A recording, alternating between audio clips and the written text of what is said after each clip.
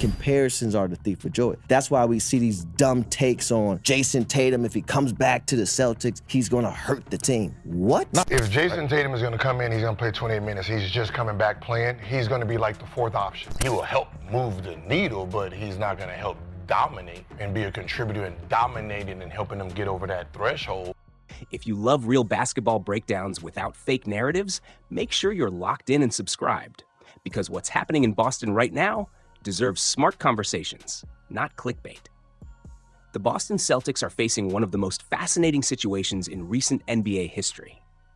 Not because they're losing, not because the East is stacked, but because their biggest question mark might be the return of their franchise superstar, Jayson Tatum. Last postseason, Tatum suffered a ruptured Achilles, one of the most devastating injuries in sports. Historically, that's a season-ending injury. We've seen stars like Kevin Durant lose a full year to it. The expectation across the league was simple. Boston would take a gap year, and the front office acted like it. They reshaped the roster. Veterans moved. Depth changed. Analysts predicted a step back. Some even projected a play-in fight at best. Instead, Boston is near the top of the Eastern Conference with one of the league's best offensive ratings and a top-tier net rating. Since early December, they've played like a legitimate contender. That's where this becomes complicated, because while Tatum rehabs, the team hasn't just survived, it's evolved. Jaylen Brown has taken a massive leap, not just an all-star leap, an MVP-level leap. His scoring has climbed near 30 per game. His efficiency is up. His defensive impact is elite. For the first time in his career, there's no 1A or 1B debate. This has been his team. And it's not only Brown. Young wings have stepped into real roles. The defensive intensity hasn't dropped, it's sharpened. Lineups are flowing differently.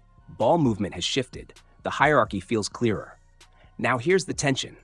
And it's not drama, it's reality. When a team builds rhythm over 50-plus games without its franchise star, reintegration isn't automatic. Usage changes, rotations tighten, confidence roles shift. Even chemistry, no matter how strong, needs recalibration. On a recent podcast appearance, Tatum openly admitted he thinks about this daily, whether returning mid-season could disrupt something that's working. That's not weakness, that's awareness. So the real question isn't, are Boston better without him? That's lazy. The real question is this: can a team that's discovered a new identity seamlessly plug a superstar back in and become even more dangerous? Because if they solve that puzzle, this isn't a feel-good story. It's a championship blueprint. Now here's where Boston's transformation becomes impossible to ignore. It didn't stop with Jaylen Brown's leap. It continued on the defensive end, and that's where the real identity shift happened. Let's start with Jordan Walsh. The 21-year-old wing has turned into a legitimate perimeter stopper. Against elite scorers, he hasn't just competed, he's disrupted.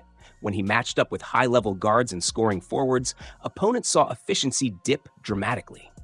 His length, with a 7-foot-plus wingspan, has translated into real impact metrics. Strong steal rate, impressive block percentage for a wing, and elite defensive rebounding numbers for his position. When he's on the floor, opposing shooters are converting far below expectation. This isn't garbage time development. There have been games where he's logged heavy minutes in meaningful matchups, trusted to close stretches because of what he brings defensively. Boston's coaching staff hasn't been subtle about it either. They've publicly acknowledged that if this team wants to reach another level, they need this version of Walsh. Then there's the rookie, Hugo Gonzalez. Drafted out of Real Madrid, only 20 years old, and already impacting winning at a level most rookies never sniff. His net rating numbers are elite. Boston's defensive rating improves significantly when he's on the court. His total plus-minus leads his rookie class. And what stands out most isn't just the numbers, it's the energy. He flies into passing lanes. He holds his own in isolation. He competes on the glass. In one overtime game, he knocked down a pressure corner 3 after being subbed in specifically for that possession. That's trust. And trust from a coach like Joe Mazzulla isn't handed out lightly. Now step back and look at the bigger picture. You have Jaylen Brown playing at an MVP level. You have Walsh and Gonzalez giving you length, defensive chaos, and youth on the wings. This isn't a placeholder system waiting for a superstar to return. This is a new defensive identity. Swarming, switchable, aggressive. And then right before the trade deadline, Boston made another move that quietly revealed their thinking. They pivoted their roster construction to address the front court by moving scoring depth and adding a stretch big, a two-time all-star caliber center who rebounds, spaces the floor, and gives you interior size. They filled a glaring hole left after prior departures in the front court rotation. The new addition brings nearly 17 points per game, strong rebounding, and legitimate three-point range from the center position. That move matters. Because if you believe Jayson Tatum is returning this season, you don't prioritize extra bench scoring. You prioritize balance, size, spacing, championship lineup versatility. Boston didn't act like a team planning for next year. They acted like a team preparing for reintegration. But here's the psychological layer no one can ignore. Tatum isn't just rehabbing physically. An Achilles tear demands months of recovery, conditioning, and rhythm rebuilding. Historically, even elite players have needed time to look like themselves again.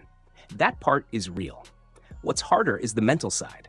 He's watched this team win without him, watched Brown ascend, watched young wings carve out real roles, and he's openly admitted he's hyper-aware of that dynamic. Not insecure, aware. There's a difference. He's confident in what he brings, but he also understands chemistry is fragile when roles shift. Boston fans have seen this before. The 2018-19 roster looked stacked on paper, stars returning from injury, young players breaking out, and the fit never quite aligned. Talent alone didn't guarantee cohesion. Now, this situation isn't identical. Different personalities, different leadership structure, different coach, but the lesson remains. Reinserting a superstar into a thriving ecosystem requires more than skill. It requires sacrifice, timing, emotional intelligence, and that's the real challenge ahead. Here's the cautionary layer Boston can't afford to ignore. When Gordon Hayward returned from injury years ago, he walked back into a locker room that had already evolved. Young players had taken playoff minutes and grown into bigger roles. Confidence had shifted. Hierarchy had adjusted. And when the rotation suddenly changed again, friction followed. Nobody questioned the talent. The challenge was clarity. Who sacrifices? Who leads? Who closes? That's the shadow hovering over this moment. Now bring it back to Jayson Tatum, my list. He tore his Achilles in May, historically a 12-month injury, sometimes longer. Yet he's already progressing through controlled scrimmages and structured practice work. If he returns within 9 to 10 months, it would be one of the faster high-level recoveries we've seen. But even if doctors clear him, basketball shape is different from medical clearance. There will be rust. There will be minute restrictions. There will be hesitation on explosive drives. That's human, and he won't be returning to the same ecosystem he left. Jaylen Brown has spent an entire season as the primary engine. His usage climbed, his confidence soared. He's operated as the unquestioned #1 option. Publicly, he's supported Tatum doing what's best long-term. But internally, competitors don't enjoy shrinking roles. That's reality, not drama. Then you factor in the ripple effects. Derek White has expanded his offensive responsibility. Peyton Pritchard has taken advantage of increased opportunity. Young wings have carved out defensive identities. Rotations feel defined. Roles feel earned. Now insert 30-plus minutes of a superstar. Where do those minutes come from? Who closes games? Who sacrifices touches? That's not negativity. That's math. Even Charles Barkley recently questioned how quickly a player should return from an Achilles tear, pointing out how rare accelerated timelines are. History supports that caution. Kevin Durant missed roughly a full year. Klay Thompson missed even longer due to consecutive injuries. Rushing rarely benefits anyone. So what are Boston's options? Path 1. Tatum returns late in the regular season on controlled minutes. Gradual ramp up. Limited load. The goal would be rhythm before the playoffs. The upside? You're adding a 5-time All-NBA caliber talent to a top seed. On paper, that's terrifying for the rest of the East. The risk? 10 to 15 games might not be enough to rebuild timing, especially after 9 months off. Path 2. He shuts it down completely and targets next season at full strength. It's the safest medical route. No pressure, no forced chemistry shifts, long-term protection of the franchise cornerstone. But here's the tension. The Eastern Conference feels wide open. Opportunities aren't guaranteed year to year. Can a contender willingly sit its best player if he's physically capable of contributing? Path 3, the uncomfortable scenario. He returns, and the adjustment period lingers. Minutes feel awkward. Confidence wavers. The fluid identity Boston built this year tightens instead of expands. Nobody expects that outcome, but pretending it's impossible would ignore history. So what's the smartest move? If Tatum is genuinely healthy, not 60%, not hopeful, but truly ready, he should play. Even at 80-85%, his versatility elevates lineups. He doesn't need the ball every possession. He can operate off-ball, space the floor, attack mismatches, defend multiple positions. He's adaptable in ways many high-usage stars are not. But this isn't just a player decision. This becomes a defining coaching challenge for Joe Mazzulla. You cannot drop him into 35 minutes immediately and expect rhythm to magically recalibrate. Integration has to be intentional. Staggered rotations, defined closing units, clear communication with Brown, continued trust in the young defenders who earned their roles. This is less about talent and more about emotional intelligence. You must protect Brown's confidence. You must protect the young player's belief.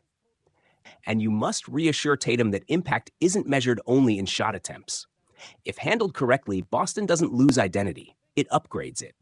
The defensive edge remains, the offensive ceiling rises, the hierarchy becomes flexible instead of fragile.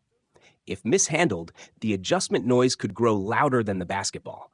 That's the line they're walking. And honestly, this isn't drama. It's the kind of high-level problem contenders earn. Boston doesn't have a superstar controversy. They have a championship calibration test. And how they solve it might define not just this season, but the next era of Celtics basketball.